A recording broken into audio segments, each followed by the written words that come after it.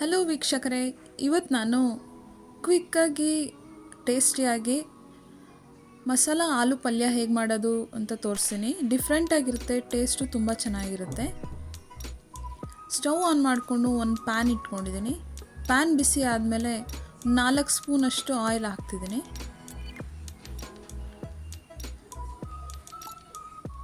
ಸ್ಟವ್ನ medium ಫ್ಲೇಮಲ್ಲೇ ಇಟ್ಕೊಬೇಕು.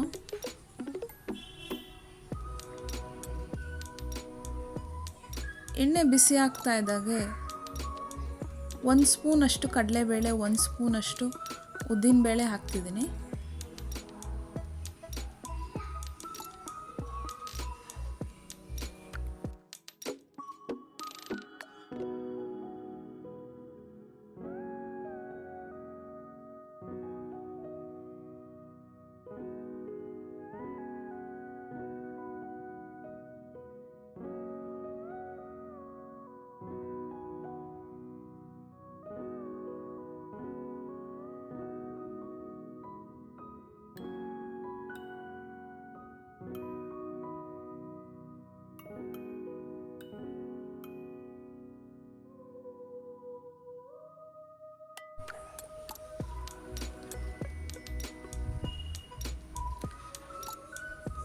ಉದ್ದಿನಬೇಳೆ, ಕಡಲೆಬೇಳೆ ಎರಡೂ ಸ್ವಲ್ಪ ಕಲರ್ ಚೇಂಜ್ ಆದಮೇಲೆ ಸಾಸಿವೆ ಹಾಕ್ತಿದ್ದೀನಿ. ಅರ್ಧ ಸ್ಪೂನಷ್ಟು ಸಾಸಿವೆ ಹಾಕಿದ್ದೀನಿ.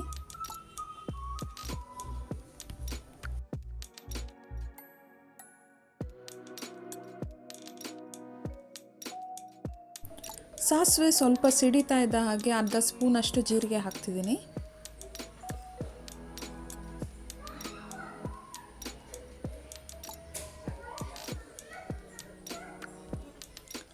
ಈಗ ಸ್ವಲ್ಪ ಕರ್ಬೇವಿನ ಸೊಪ್ಪು, 1 ಒಣಗಿದ ಮೆಣಸಿನ್ಕಾಯಿ, 2 ಹಸಿಮೆಣಸಿನ್ಕಾಯಿ ಸೀಳ್ಕೊಂಡಿರೋದನ್ನ ಇದು ಹಾಕಿ ಒಂದ್ಸರಿ ತಿರುಗಿಸ್ಕೊಬೇಕು. ನಾನು 1 ಬೆಳ್ಳುಳ್ಳಿ, 1 ಇಂಚಷ್ಟು ಶುಂಠಿನ ಸಿಪ್ಪೆ ತೆಗೆದು ಜಜ್ಜಿ ಹಾಕಿದ್ದೀನಿ, ಕ್ರಷ್ ಮಾಡಿ. 1 ಈರುಳ್ಳಿನ ಉದ್ದು ಕಟ್ ಮಾಡಿರೋದನ್ನ ಅದನ್ನು ಹಾಕಿದ್ದೀನಿ. ಇದೆಲ್ಲ ಹಸಿ ವಾಸನೆ ಹೋಗೋ ತನಕ ಒಂದ್ಸರಿ ಹುರ್ಕೊಬೇಕು. ಒಂದ್ಸರಿ ತಿರುಗಿಸ್ಕೊಂಡು ಹುರ್ಕೊಬೇಕು. ಹಸಿ ವಾಸನೆ ಹೋಗಿ ಸ್ವಲ್ಪ ಕಲರ್ ಚೇಂಜ್ ಆಗಬೇಕು, ಅಲ್ಲಿ ತನಕ ಹುರ್ಕೊಬೇಕು. 1/4 ಸ್ಪೂನಷ್ಟು ಅರಿಶಿಣದ ಪುಡಿ ಹಾಕಿದ್ದೀನಿ.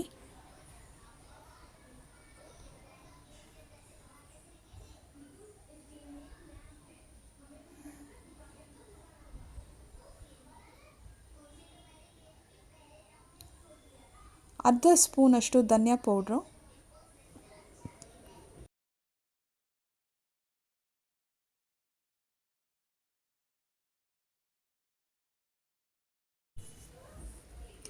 ಅರ್ಧ ಸ್ಪೂನಷ್ಟು ಕೆಂಪು ಮೆಣಸಿನ್ಕಾಯಿ powder, red chilli powder,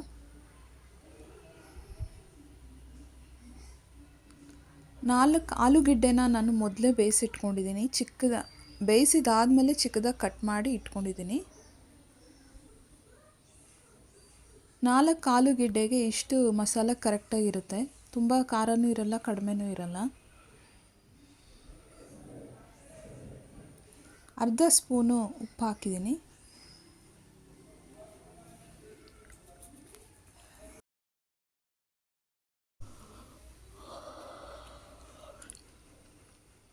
masala ಉಪ್ಪು ಎಲ್ಲ ಮಿಕ್ಸ್ ಆಗೋ ಥರ ಒಂದ್ಸರಿ ತಿರುಗಿಸ್ಕೊಂಡು ಫ್ರೈ ಮಾಡ್ಕೊಬೇಕು.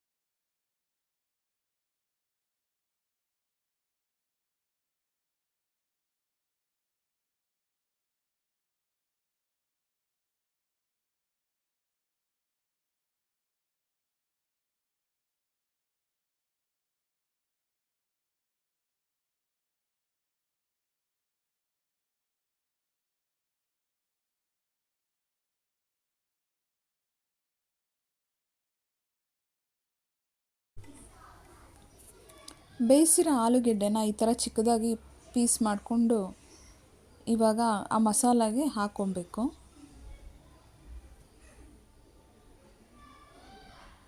ಇದು ದೋಸೆಗೆ, ಚಪಾತಿಗೆ, ರೈಸ್ ಸಾಂಬಾರ್ ಜೊತೆಗೆ ಸೈಡ್ ಡಿಶ್ ಆಗಿ ಎಲ್ಲದಕ್ಕೂ ಚೆನ್ನಾಗಿರುತ್ತೆ.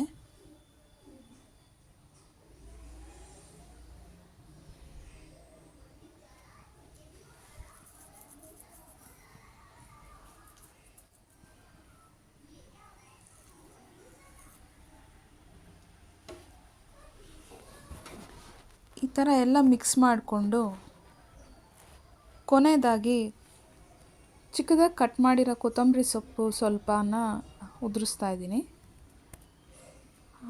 ಕೊತ್ತಂಬರಿ ಸೊಪ್ಪು ಹಾಕಿದ್ಮೇಲೆ ಸ್ಟವ್ನ ಆಫ್ ಮಾಡಿಕೊಂಡು ಒಂದು ಸರಿ ತಿರುಗಿಸ್ಕೊಬೇಕು.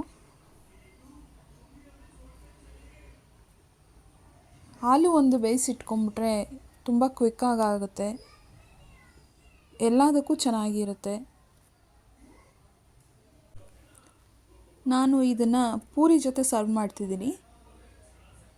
ನೀವು ಬೇಕಿದ್ದರೆ ಚಪಾತಿ, ಪೂರಿ, ರೈಸು ಎಲ್ಲದ್ರ ಜೊತೆನೂ ತಿನ್ಬೋದು.